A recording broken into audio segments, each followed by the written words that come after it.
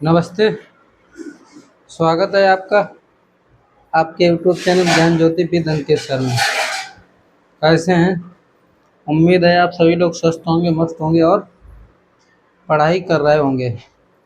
तो हम लोग कहाँ पढ़ाई कर रहे थे, कहाँ पे, कौन सा सब्जेक्ट? विज्ञान। और आप जानते हैं विज्ञान के हम कुछ बेसिक जानकारी क्लास की थी, क्लास 5 तक कंप्लीट कर चुके हैं। और आज का जो हम क्लास ले रहे हैं तो थोड़ा रिवीजन देखेंगे, इसके बाद में आगे की कहानी स्टार्ट करेंगे। जहाँ जहाँ पे थे वहीं से क्लास की शुरुआत करेंगे।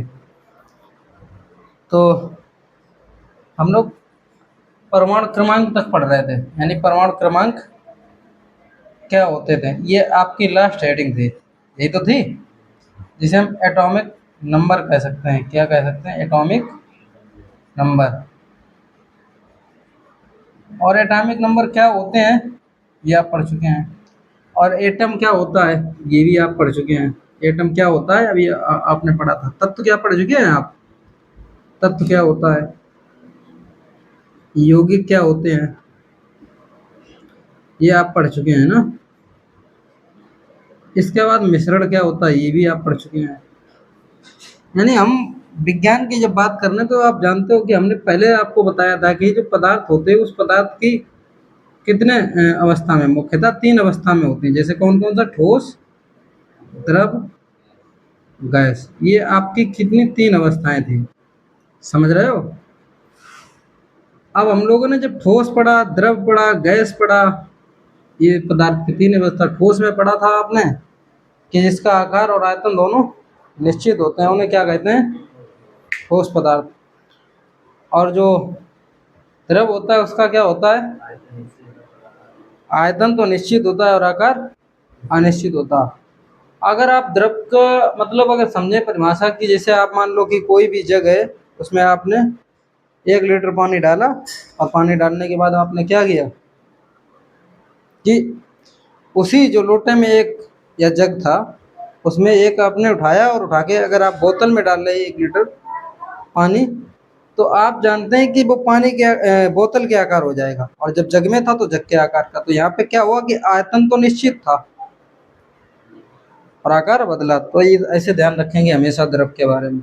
ऐसे गैस, गैस का ना तो आयतन निश्चित होता ना आकार, क्योंकि आप जानते हो कि जब हम गुब्बारा करेंगे, गुब्बारे को पचकाएंगे तो उसका आयतन कहीं दूसरी जगह भागेगा, ठीक है। आकार आप जानते हो जहाँ दबाएंगे वहाँ थोड़ा कम हो जाएगा और दूसरी जगह फूल जाता है। ऐसा देखा है आपने खूब बचपन में, जब फूट जाता था और फिर हम जीभ से ऐसे करके उसे फुलाते थे तो वो फूल ऐसा जाता था। तो हम वहाँ से समझ सकते हैं गैस के बारे में, गुब्बारे से हम समझ सकते हैं।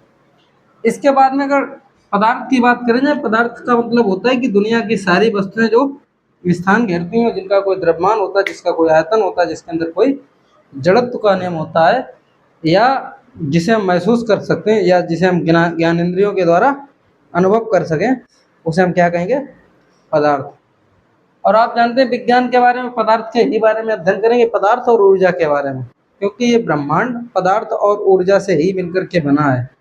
समझ रहे हो? तो जब हमने इतना पढ़ा, इसके बाद में हम रासायनिक संगठन के आधार पर बांट के जब पढ़ेंगे तो पदार्थ 3 प्रकार के होते हैं। 1, 2, 3। 1 नंबर पे तत्व था, यौगिक, मिश्रण। अब हमने तत्व की भी बात की थी। अब इसके बाद में तत्व आपके 2 प्रकार से मिलेंगे मुख्यतः, अगर देखे जाए तत्व को भी बांट सकते हैं, ठोस और द्रव अवस्था में, और गैस अवस्था में भी मिलते हैं। किसकी बात कर रहे हैं? तत्व के। तत्व तीनों अवस्था में पाए जाते हैं, ठोस में भी पाए जाएंगे, गैस में भी पाए जाएंगे और द्रव में भी पाए जाएंगे। फिर अगर तत्व को अगर देखा जाए बांटे किस आधार पर? इलेक्ट्रॉन ग्रहण और इलेक्ट्रॉन ग्रहण करना और दान करने के आधार पर 2 प्रकार के होते हैं। एक धातु होता है और क्या होता है? अधातु। और अधातु के बारे में अगर कहें, सॉरी, अधातु। इसके बाद में इसके एक बीच की कड़ी होती है उपधातु, जिसमें धात्विक गुण भी पाए जाएंगे और अधात्विक गुण भी पाए जाएंगे, तो उसे हम क्या कहेंगे? उपधातु। अब अगर हम बात करें कि कोई भी जैसे एटम कब आया कि कैसे मतलब इसकी जरूरत पड़ी, तो परमाणु जो होता है वो किसी भी पदार्थ का सबसे छोटा हिस्सा होता है, और ऐसा छोटा होता है कि जिसे हम स्वतंत्र अवस्था में उसे देख ही नहीं पाते, स्वतंत्र अवस्था में वो पाया ही नहीं जाता है। समझ रहे, इतना छोटा होता है परमाणु। और जब एक ही तत्व के कई परमाणु जब मिलते हैं तो एक क्या बनता है, तत्व। यानी एक तत्व के समान परमाणु होते हैं, समान परमाणुओं से तत्व बनता है। फिर इसके बाद में आपने परमाणु पढ़ा कि परमाणु क्या होता है, तो आपने हमने बताया था कि परमाणु वो होता है कि जो स्वतंत्र अवस्था में नहीं पाया जाता, लेकिन ये रासायनिक अपक्रिया में क्या करता है, भाग लेता है। इतनी आपने समझी थी बात। अब इसके बाद में अगर आप पढ़ना चाहते हैं तो इनके भी मूल कण होते हैं, किसके, परमाणु के, एटम के। परमाणु के क्या होते हैं, कण, मूल कण जिन्हें बोल देते हैं। जैसे ये मान लो कि परमाणु है और परमाणु का ये नाभिक होगा। इस नाभिक की खोज की थी रदरफोर्ड ने। किसने की थी, रदरफोर्ड ने। और इस नाभिक के अंदर प्रोटॉन पाया जाता है और क्या पाया जाता है, न्यूट्रॉन। न्यूट्रॉन समझ रहे हो, प्रोटॉन होगा और प्रोटॉन के ऊपर धनावेश होता है और इलेक्ट्रॉन के ऊपर क्या होता है, ऋणावेश। जो परमाणु होता है उस परमाणु के जो कक्षक होते हैं, ये कक्षा है ना, इन कक्षकों में क्या होते हैं, इलेक्ट्रॉन। क्या होते हैं, इलेक्ट्रॉन। जो कक्षा में क्या करते हैं, चक्रण करते हैं, यानी चक्कर लगाते हैं। समझ रहे हो। तो इनके अंदर इलेक्ट्रॉन होता है, प्रोटॉन होता है और न्यूट्रॉन होते हैं। इनके मूल कण कितने होते हैं, तीन। तीन मूल कण होते हैं। अब परमाणु के इलेक्ट्रॉन या परमाणु क्रमांक क्या होते थे, परमाणु भार क्या होता था, अणुभार क्या होता था, ये चीजें हम पढ़ेंगे। तो परमाणु पढ़ चुके थे, फिर क्या पढ़ा था हमने, अणु पढ़ा था और क्या पढ़ा था, परमाणु क्रमांक पढ़ा था। ठीक है, और हाँ, बस इतना ही पढ़ा था, परमाणु क्रमांक तक। क्या परमाणु भार पढ़ा है आपने, तो परमाणु भार हेडिंग डालो।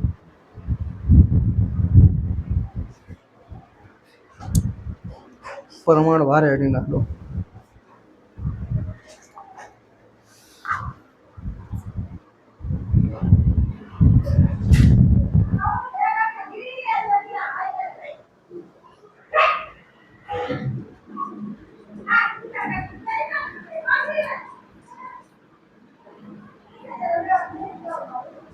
क्या डाली आपने हेडिंग, परमाणु भार में लिखो।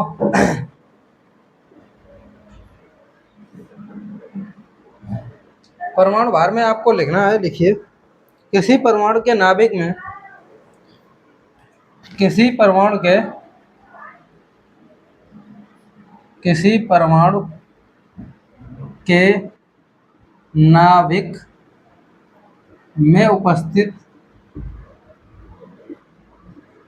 में उपस्थित प्रोटॉनों, प्रोटॉनों तथा न्यूट्रॉनों की, न्यूट्रॉनों की संख्या का योग, की संख्या का योग परमाणु भार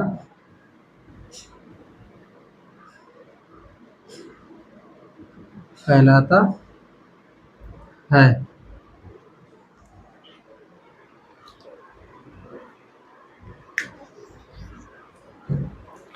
अणु पढ़ा था, अणुभार नहीं पढ़ा होगा, क्यों,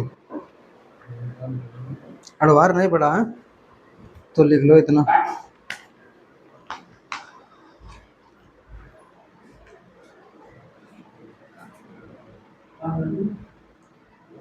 किसी परमाणु के नाभिक में उपस्थित प्रोटॉनों तथा न्यूट्रॉनों की संख्या का योग परमाणु कहलाता है। क्या इतनी बात समझ गया।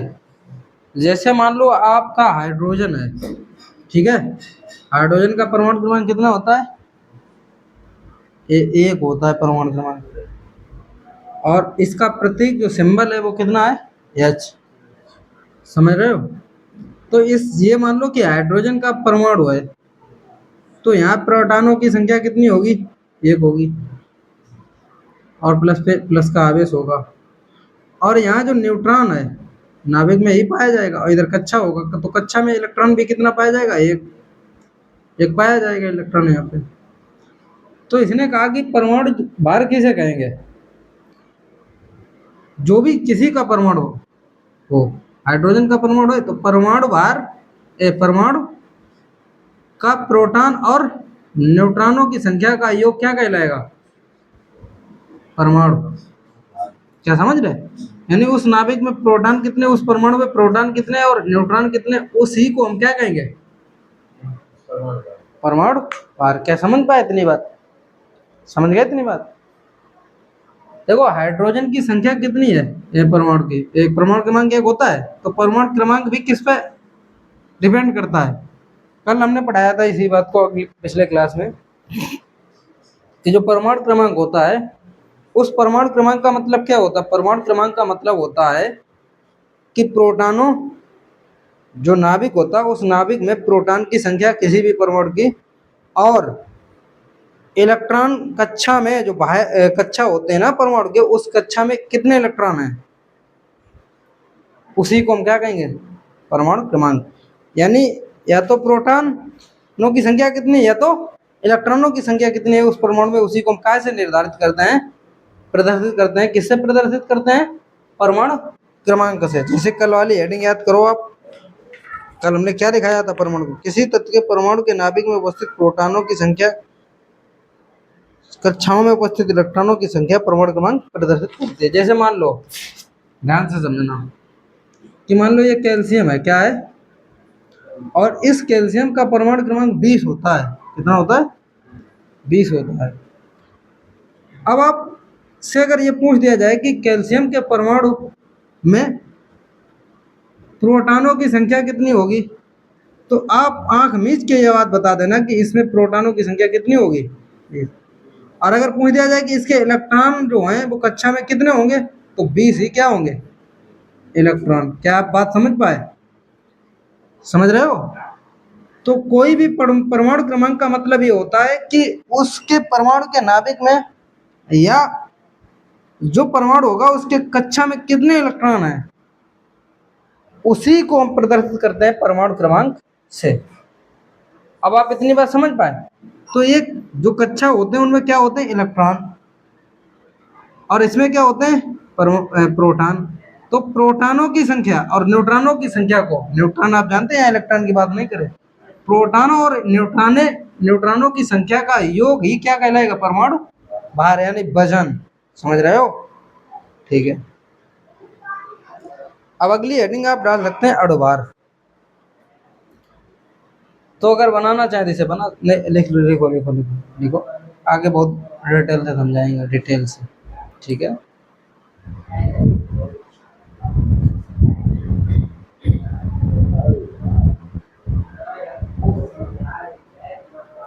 तो लिखो, अणुभार में किसी तत्व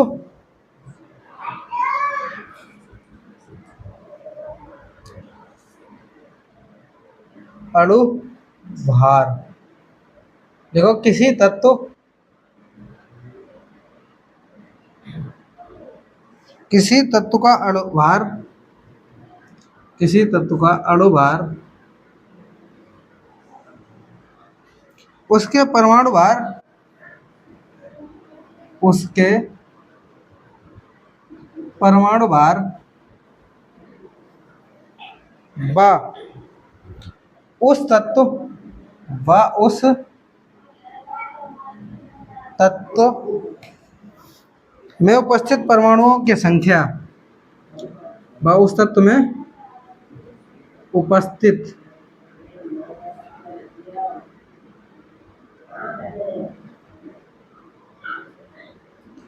परमाणुओं की संख्या का, या संख्या के लिखो, के गुणनफल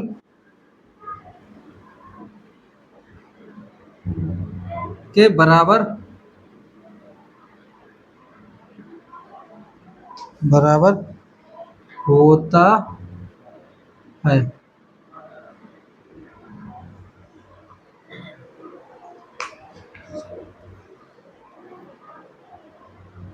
क्या आपको इतनी बात समझ में आई?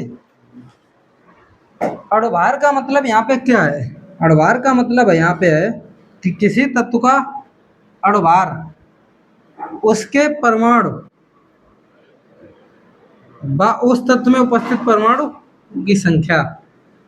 आप यहाँ पे परमाणु भार लिखे, लिखा है क्या आपने? परमाणु भार लिखिए यहाँ पे, परमाणु भार, भार ही लिखा होगा, हमने नहीं लिख पाया था। ठीक है, परमाणु भार व उस तत्व में उपस्थित परमाणुओं की संख्या के गुणनफल के बराबर क्या होता है? परमाणु अणुभार। तो मेरी बात सुनो ध्यान से। जैसे मान लो कैल्शियम है ये, अब आप जानते हैं ये कैल्शियम का 20 परमाणु क्रमांक होता है। तो यहाँ पे परमाणु भार की बात कर रहे हैं और उस तत्व में परमाणुओं की संख्या। जैसे मान लो कैल्शियम है, कैल्शियम का परमाणु ये है, इसका नाभिक ये है, तो नाभिक में कितने प्रोटॉन होंगे? 20 होंगे। इसका जो कक्षा होंगे, जितने भी कक्षा होंगे वो कक्षा इलेक्ट्रॉन जो होंगे वो इलेक्ट्रॉन कितने होंगे? 20 होंगे। ठीक है, इलेक्ट्रॉनों की संख्या कितनी होगी? 20। अब इन्होंने कहा परमाणु भार। परमाणु भार हम कैसे ज्ञात करते थे? जो प्रोटॉन होता है और न्यूट्रॉन होता है, इसके योग को ही हम क्या कहते थे? परमाणु भार, जो कि अभी हम लोगों ने पढ़ा। परमाणु भार व उस तत्व में उपस्थित परमाणुओं की संख्या के गुणनफल, यानी इस संख्या में कितने परमाणु उपस्थित होंगे? तो 20 उपस्थित होंगे। जितना परमाणु क्रमांक होगा उतने परमाणु उपस्थित होंगे। तो आप इतनी बात समझने की कोशिश करें, क्या नाम परमाणु है ये, इसमें 20 तो क्या होंगे? परमाणु कितने उपस्थित होंगे? परमाणु उपस्थित होंगे। इसके बाद में हम अभी परमाणुओं की अगर संख्या की बात करें तो आप जानते हैं कि प्रोटॉन और न्यूट्रॉन को हमने 1.67 करके एक बार पढ़ाया था, और इधर 1.75 करके और गुणे 10 की घात -31 कहा था कि इतना इसका क्या होता है? द्रव्यमान। क्या होता है? द्रव्यमान। ये प्रोटॉन का होता है, ये न्यूट्रॉन का इतना द्रव्यमान होता है। तो लगभग 1.1 है। तो जो 1.1 अगर इसे हम जोड़े तो 2 होगा, दशमलव के बाद कुछ और होगा। तो कुल मिला के इसे हम 2 मान लेंगे, समथिंग समथिंग कितना मान लेंगे? तो इन्होंने कहा है कि जो परमाणु भार होता है उस तत्व में उपस्थित परमाणुओं की संख्या के गुणनफल होता है। अब आप जानते हैं कि इसमें जो परमाणु हैं वो कितने? 20 हैं। और इसमें परमाणुओं की अगर संख्या देखी जाए कितनी होगी? परमाणुओं की संख्या आप 2 मान सकते हैं। और परमाणु भार आप कैसे ज्ञात करते थे? एक एक जीत करेंगे 2, क्योंकि प्रोटॉन और न्यूट्रॉन को जोड़ेंगे तो 2 हुआ, और 20 का दुगना करोगे 40 आएगा। कितना आएगा? 40। तो किसी भी तत्व का अगर परमाणु अगर आपसे पूछा जाए, अणुभार अगर पूछा जाए, तो उसका कितना होता है? दुगना। कभी कभार क्या होता है, जैसे किसी तत्व का दुगने से कुछ एक ज्यादा हो जाएगा या कुछ कम हो सकता है, ज्यादा हो जाता है, क्योंकि जानते हो ये दशमलव भी तो यहाँ मौजूद है। तो इसके दशमलव का जब आपस में गुणा करा होगा तभी आता है वो थोड़ा बहुत ज्यादा, लेकिन हम दुगने करके लगभग में मान निकाल लेते हैं, और इतना ये में करना पड़ता है कि इसके आगे भी संख्या होती है।